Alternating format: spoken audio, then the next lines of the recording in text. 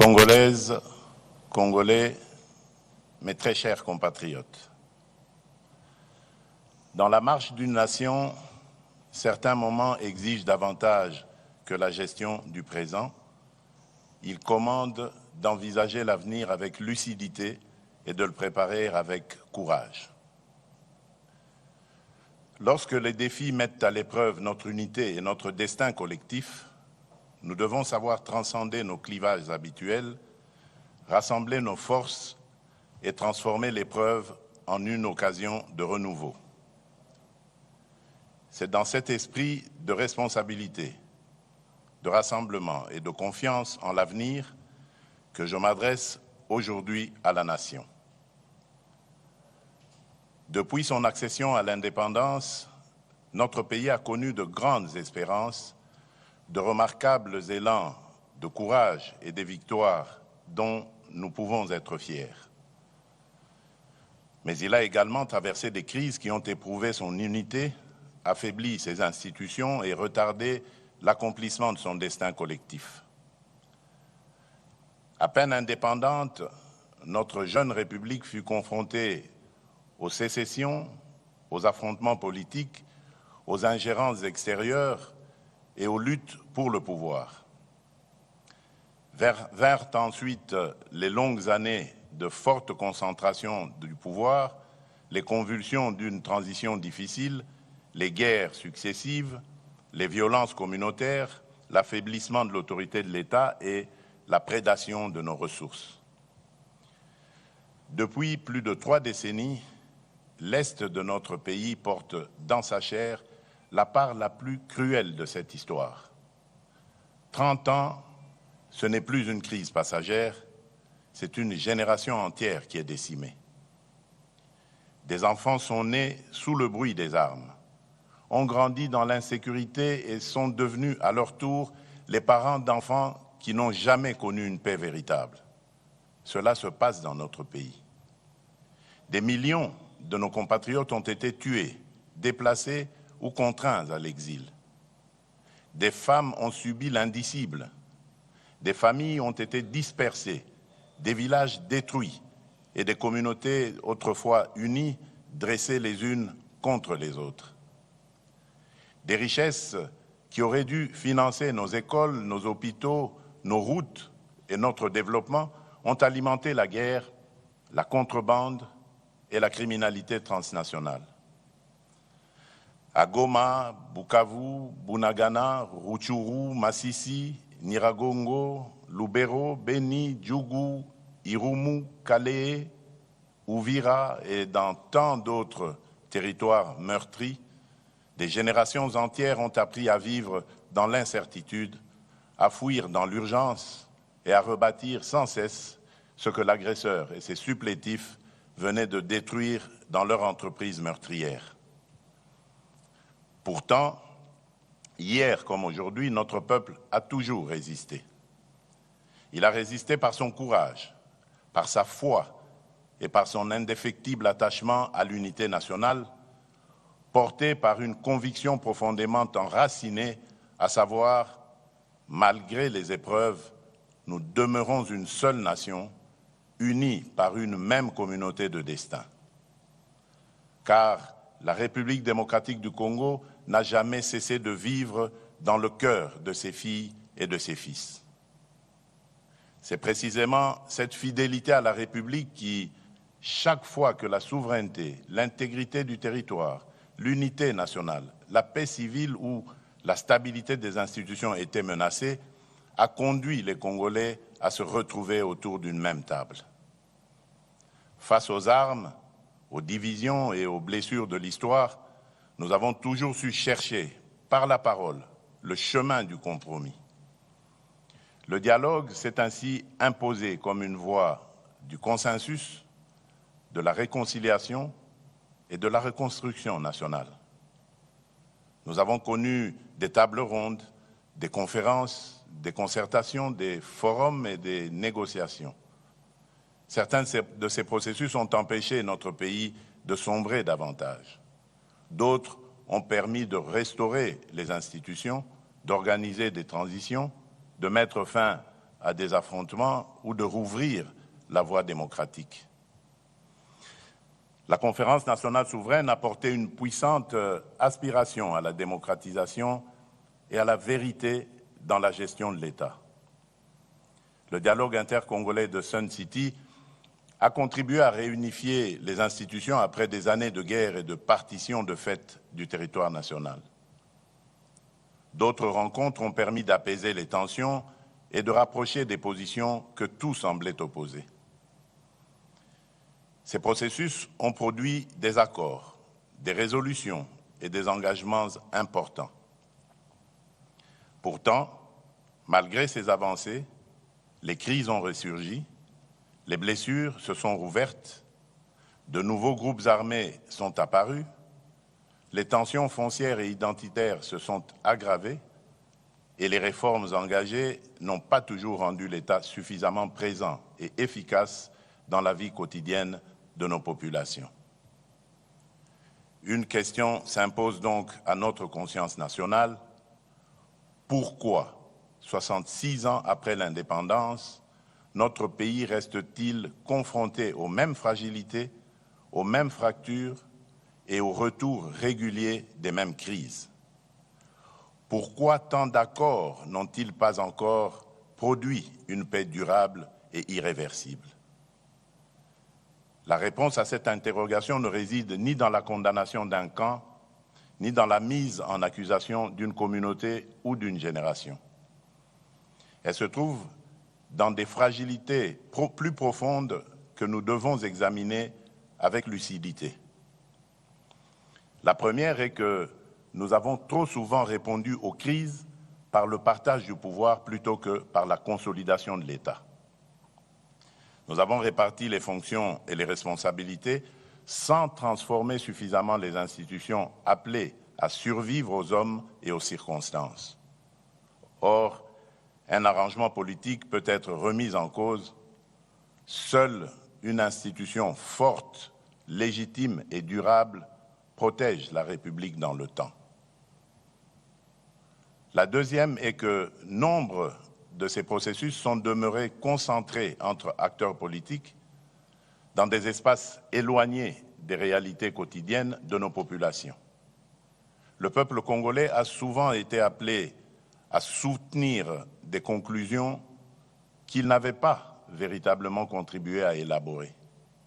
Pourtant, aucun accord ne peut durer s'il n'est pas compris, approprié et défendu par la nation elle-même. La troisième est que nos engagements n'ont pas toujours été accompagnés d'une véritable obligation de résultat. Trop souvent, la signature a été confondue avec l'action. Les responsabilités étaient mal définies, les calendriers imprécis, les moyens insuffisamment identifiés et les mécanismes de suivi trop faibles. Ainsi, les promesses ont parfois duré moins longtemps que les crises auxquelles elles devaient mettre fin. À ces insuffisances se sont ajoutées d'autres erreurs. L'urgence de faire taire les armes nous a parfois conduits à différer le traitement de véritables causes qui les faisaient renaître. La violence a trop souvent semblé ouvrir plus rapidement les portes de la reconnaissance politique que la mobilisation populaire, le mérite, le travail, la loyauté républicaine ou le suffrage universel. Les victimes, quant à elles, ont parfois été appelées à pardonner avant d'avoir été pleinement entendues, reconnues et réparées. Nous avons voulu tourner la page sans toujours l'avoir lue jusqu'au bout. Nous avons voulu reconstruire sans assainir suffisamment les fondations. Nous avons voulu réformer l'État sans transformer en profondeur son rapport au territoire, à la justice, à la sécurité, à la responsabilité publique et au service du citoyen. Reconnaître ces insuffisances ne signifie pas condamner le passé. C'est assumer une obligation envers l'avenir.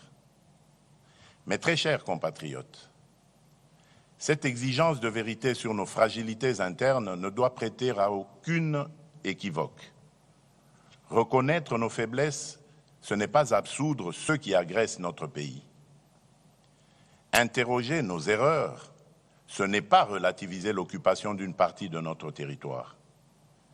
Réformer l'État, ce n'est pas partager avec l'agresseur la responsabilité des crimes commis contre notre peuple. Aucune cause, aucune revendication, aucune blessure, aussi réelle soit-elle, ne peut justifier que l'on ouvre les portes de la maison commune à ceux qui viennent la piller, l'occuper et meurtrir ses enfants. La République démocratique du Congo est victime d'une agression.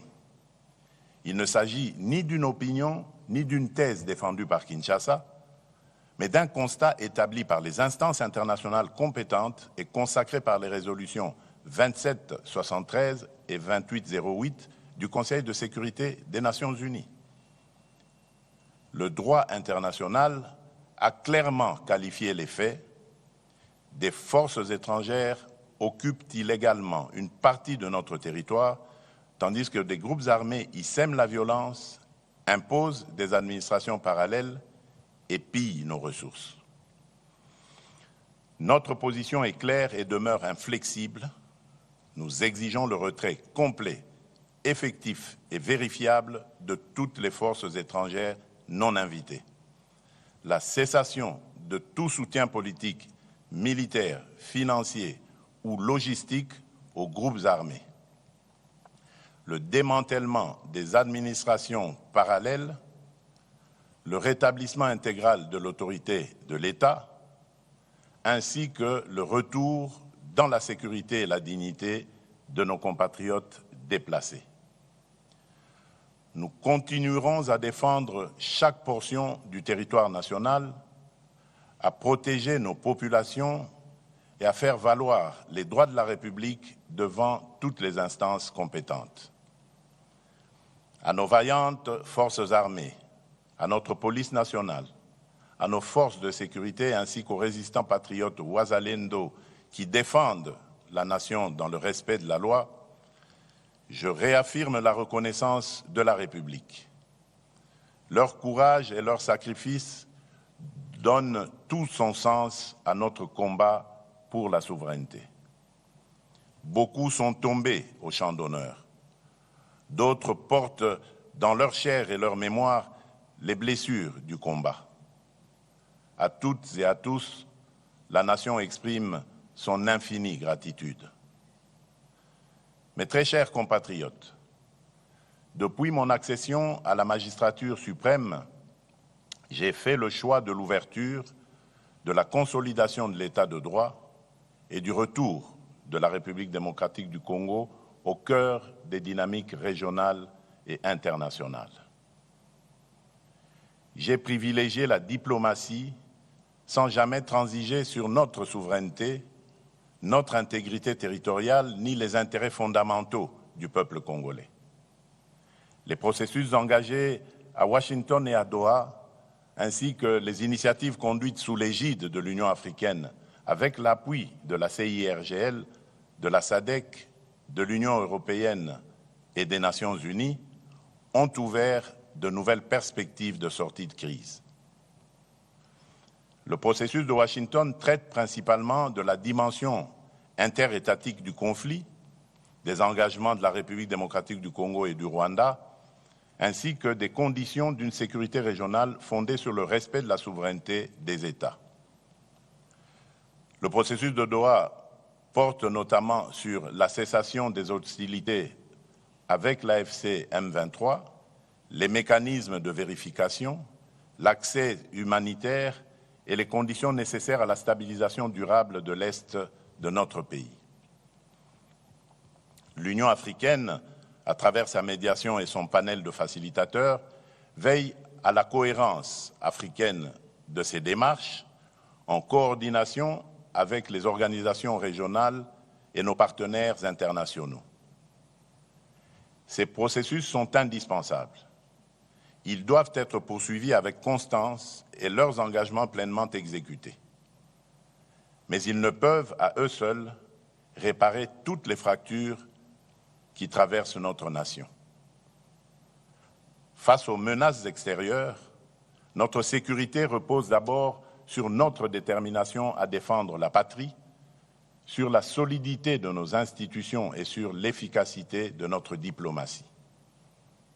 Elle peut être renforcée par l'engagement ferme de nos partenaires vis-à-vis de l'exigence du bon fonctionnement des mécanismes internationaux. Mais notre cohésion intérieure dépend avant tout de nous. Elle demeure le fondement le plus sûr de notre souveraineté et la meilleure garantie de notre avenir. Les processus de Washington et de Doha peuvent soutenir nos efforts en faveur de l'assainissement des relations entre États, de la cessation des hostilités et de la stabilisation de l'Est. Mais aucun accord diplomatique ne peut définir à la place des Congolais la République que nous voulons bâtir, ni réconcilier durablement nos communautés sans leur pleine participation. Les avancées obtenues sur le terrain diplomatique ne produiront une paix durable que si elles s'appuient sur la cohésion nationale et sur la reconstruction intérieure de la République. C'est pourquoi, après avoir consulté les institutions de la République, les forces politiques et sociales, les confessions religieuses, les autorités coutumières, les milieux scientifiques, plusieurs personnalités de notre pays ainsi que certains de mes pairs de la sous-région, j'ai décidé de convoquer le dialogue national pour la paix, la cohésion et la refondation de l'État. Ce dialogue est une initiative souveraine conçue par les Congolais et pour les Congolais, conduite sur le territoire national et orientée exclusivement vers les intérêts supérieurs de la nation. Il réunira les filles et les fils de notre pays autour d'un impératif qui dépasse nos personnes, nos partis et nos ambitions, à savoir défendre la République, consolider la paix, préserver l'unité nationale et protéger nos intérêts stratégiques. Il ne constituera ni une négociation avec l'agresseur ou ses supplétifs, ni un moyen détourné de remettre en cause le choix souverain du peuple exprimé par les urnes en 2023. Il ne saurait davantage conduire à la suspension des institutions de la République, lesquelles continueront d'exercer pleinement leurs prérogatives jusqu'au terme constitutionnel de leur mandat.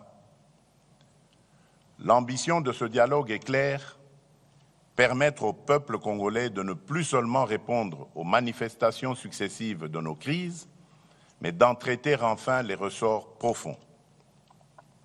Pour y parvenir, nous devons cesser d'envisager l'avenir de la République à travers le seul prisme de nos appartenances politiques, de nos rivalités idéologiques et de nos sensibilités communautaires. L'intérêt supérieur de la nation doit prévaloir sur toute autre considération. La République nous précède, nous dépasse et nous survivra.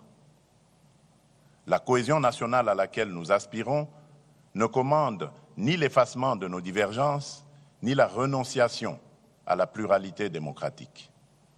Elle se fonde sur le respect des différences et la liberté du débat et se mesure à notre capacité à défendre des projets distincts sans trahir la République, comme à vivre pleinement nos appartenances culturelles, linguistiques, provinciales ou politiques, sans jamais les placer au-dessus de notre commune citoyenneté congolaise. Car si la démocratie nous autorise à nous opposer, la patrie, elle, nous interdit de nous déchirer. Mais très chers compatriotes, ce dialogue national se distinguera d'abord par son ancrage territorial. Il ne commencera pas à Kinshasa, mais au cœur de nos 26 provinces, de nos territoires et de nos communautés. Avant les assises nationales, une vaste consultation politique et technique sera organisée dans chaque province. Des forums préliminaires réuniront au chef-lieu provincial les populations, les autorités locales, les députés nationaux et les sénateurs élus de la province, les représentants des entités territoriales décentralisées et déconcentrées, les partis et regroupements politiques de la majorité et de l'opposition, la société civile, les autorités coutumières, les confessions religieuses, ainsi que les milieux professionnels, économiques, universitaires et scientifiques. Chaque province établira en toute franchise son propre diagnostic, les causes de l'insécurité, les conflits fonciers et coutumiers, les tensions communautaires, les insuffisances administratives, les inégalités, les obstacles au développement et les réformes jugées nécessaires.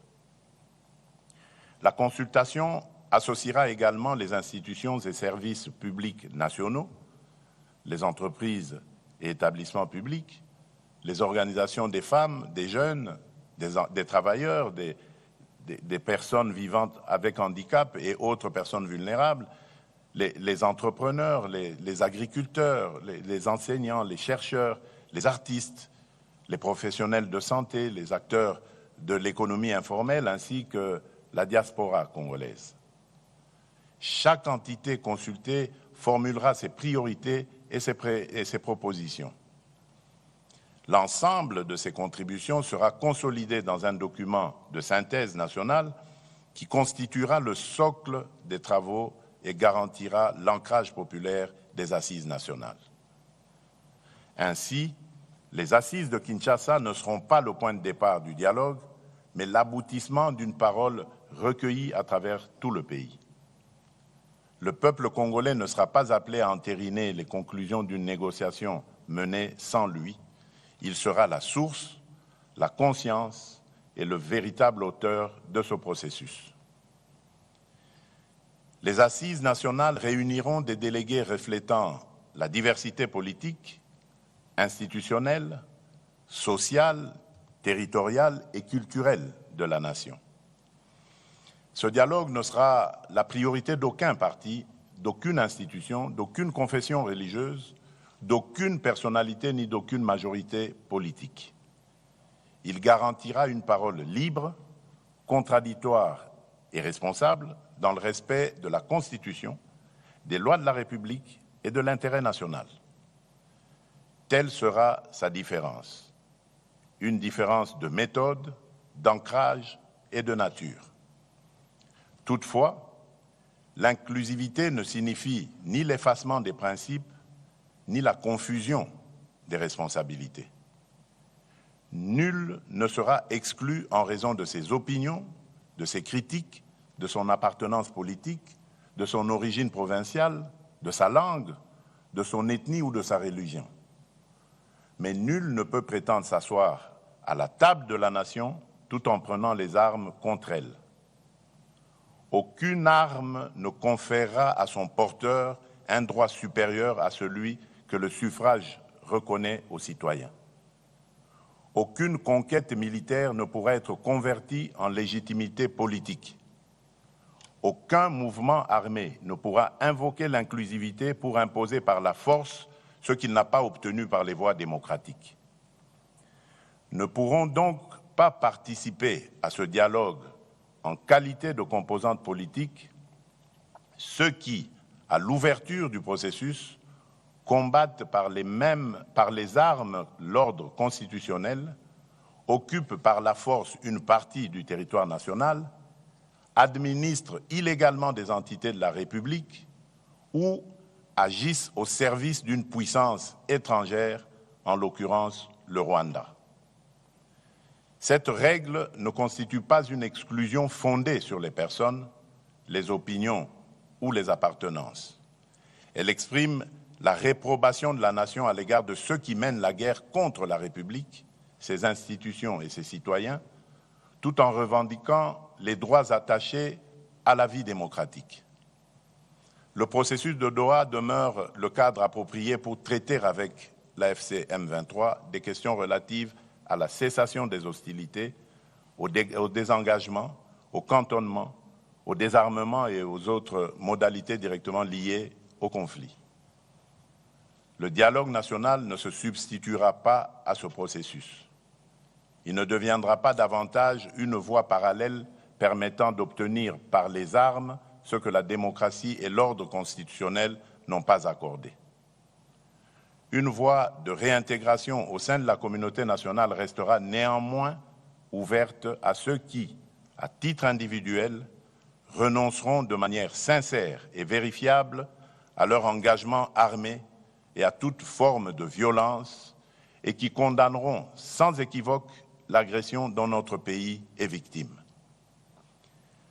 Leur prise en charge s'inscrira dans les mécanismes de désarmement, de démobilisation, de réintégration, de relèvement communautaire et de stabilisation, le PDDRCS, ainsi que dans les dispositifs de justice et de réconciliation.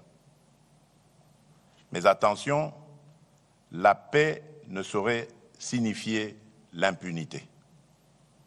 Les crimes de guerre, les crimes contre l'humanité, les actes de génocide, les violences sexuelles graves et les autres crimes imprescriptibles ne pourront être effacés par une amnistie générale ni sacrifiés au nom d'un compromis politique. Nous ne construirons pas la réconciliation sur l'oubli. Nous ne laisserons pas davantage la vengeance, la haine ou la peur décider de l'avenir de nos enfants. Notre responsabilité sera de tenir ensemble deux exigences indissociables, ouvrir le chemin de la paix à celles et ceux qui renoncent sincèrement à la violence et garantir la justice à celles et ceux qui en ont été les victimes. Mes très chers compatriotes, afin que ce processus ne demeure pas une simple déclaration d'intention, je prendrai dans les tout prochains jours une ordonnance instituant le comité d'organisation du dialogue national pour la paix, la cohésion nationale et la refondation de l'État. Ce comité sera chargé d'assurer la préparation administrative, matérielle et logistique du dialogue et de veiller à ce que les préalables indispensables à sa bonne tenue soient réunis. À l'issue de ces travaux, il me soumettra un rapport préliminaire présentant ses conclusions et ses recommandations. Sur la base de ce rapport, je signerai une autre ordonnance convoquant le dialogue national. Celle-ci, donc cette ordonnance, en fixera les principes et directeurs, les principales étapes, les modalités de représentation, ainsi que les mécanismes de suivi et de mise en œuvre de ces conclusions. Elle instituera également une commission préparatoire chargée de concevoir et d'organiser le processus, d'en proposer la feuille de route et de conduire les consultations techniques et politiques. Ces membres seront choisis pour leurs compétences, leur probité, leur indépendance d'esprit et leur attachement à l'intérêt national.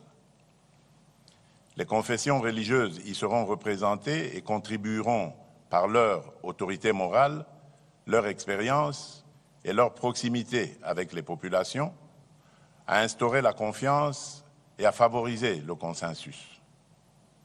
Les autres organes du dialogue, notamment le bureau et l'assemblée plénière, ainsi que leurs attributions et leurs modalités de fonctionnement, suivront par la suite. Le processus s'ouvrira par des consultations dans les provinces. Il se poursuivra par des assises nationales à Kinshasa, sur le territoire de la République. Car un dialogue congolais consacré à l'avenir du Congo doit se tenir au Congo sous la responsabilité des Congolais. L'ensemble du processus sera limité à une durée maximale de 3 mois.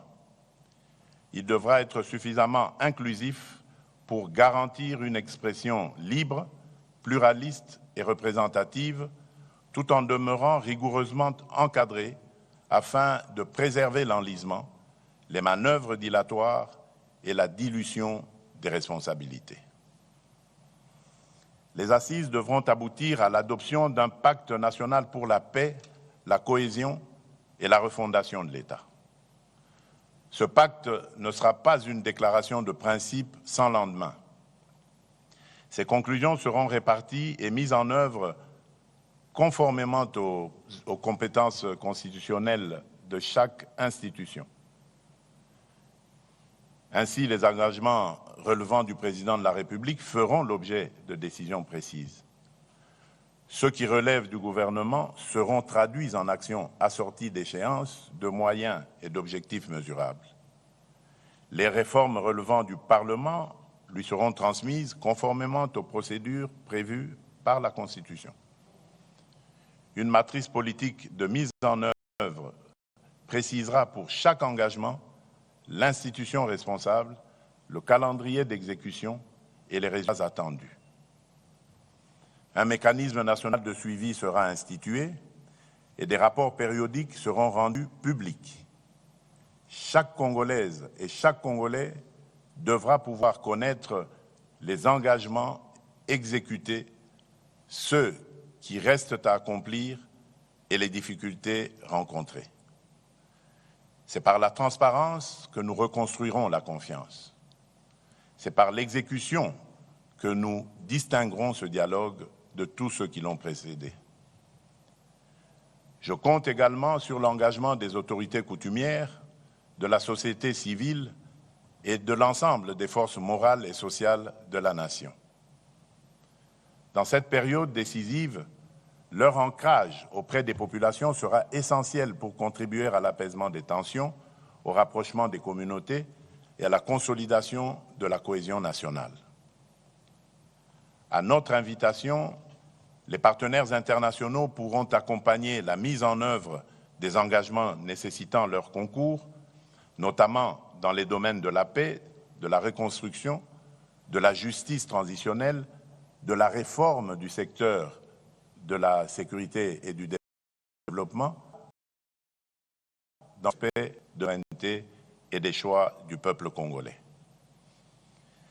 Mes très chers compatriotes, un dialogue sincère exige un climat politique serein. À cet effet, je donnerai instruction au gouvernement d'engager, en concertation avec les institutions compétentes et dans le strict respect de la séparation des pouvoirs, la préparation et la mise en œuvre des mesures de confiance et de décrispation politique.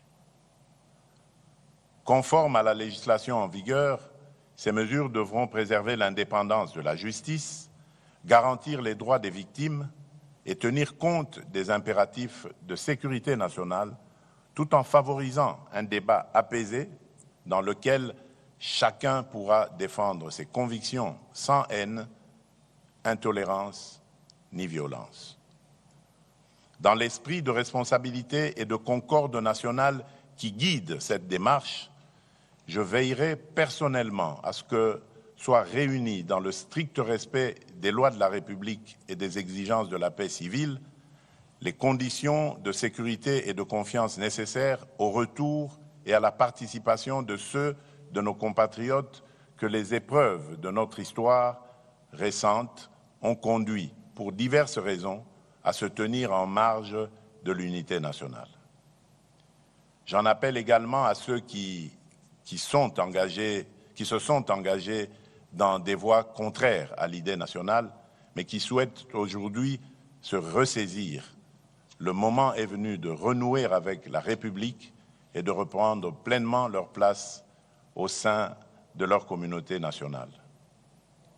J'invite enfin chaque acteur politique, social, religieux ou communautaire à accomplir le geste d'apaisement que la nation attend de lui, baisser le ton, renoncer au discours de haine, proscrire tout appel à la violence, préférer l'argument à l'invective et placer en toutes circonstances l'intérêt supérieur de la République au-dessus des intérêts partisans.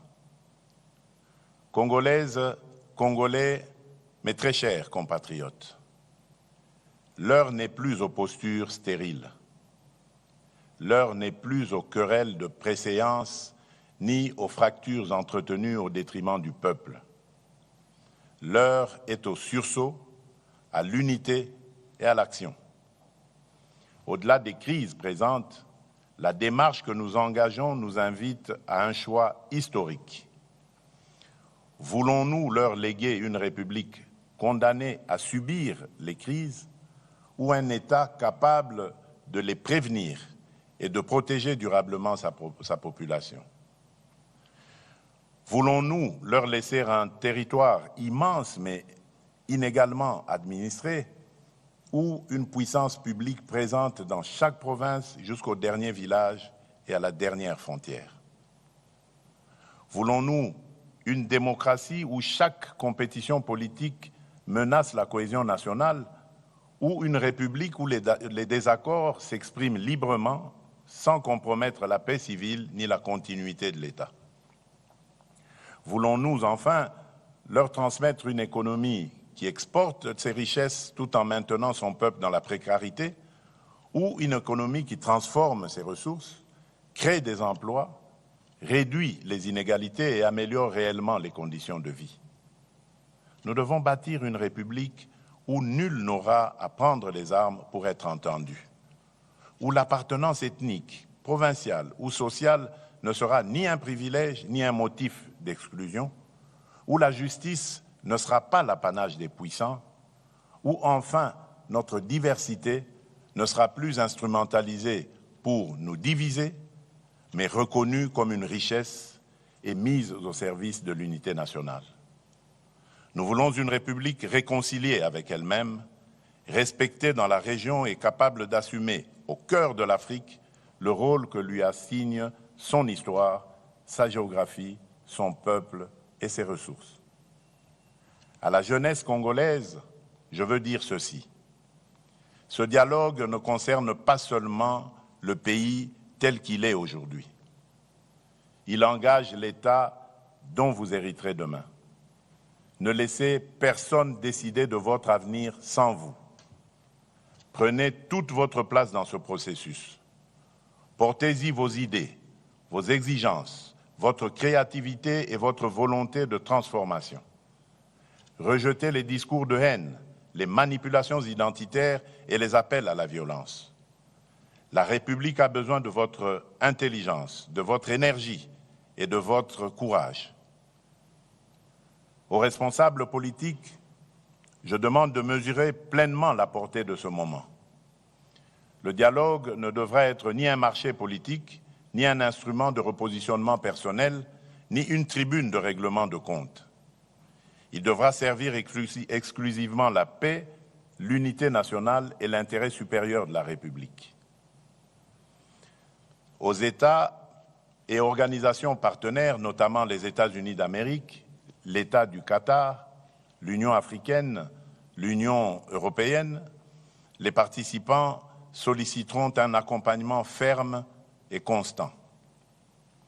Celui-ci devra contribuer au retrait des troupes rwandaises du territoire congolais, au dépôt des armes par l'AFC M23 et à l'aboutissement des processus engagés à Washington et à Doha.